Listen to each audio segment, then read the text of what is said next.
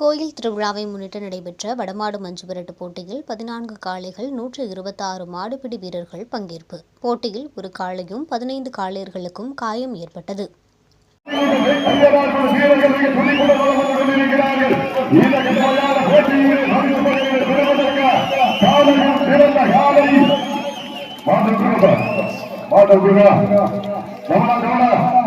சிவகங்கை நகரில் அமைந்துள்ள அருள்மிகு பிள்ளைவயல் காளியம்மன் கோயில் கும்பாபிஷேக விழாவினை முன்னிட்டு தமிழ்நாடு அரசு போக்குவரத்து கழக பணிமனை அருகே 5ஆம் ஆண்டு வடமாடு மஞ்சுவிரட்டு போட்டி நடைபெற்றது.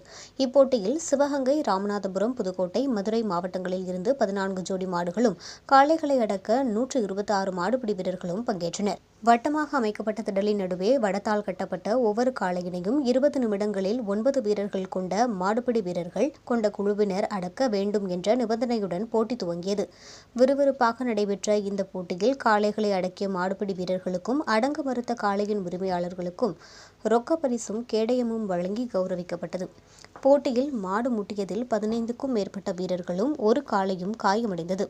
விறுவிறுப்பாக நடைபெற்ற இந்த போட்டியினை காண சிவகங்கை, நாட்டரசன்கோட்டை, கொல்லங்குடி, பையூர், காஞ்சிரங்கால் மற்றும் சுற்றுவட்டார பகுதியில் இருந்து ஏராளமான பொதுமக்கள் உற்சாகமாக கண்டுகளித்தனர்.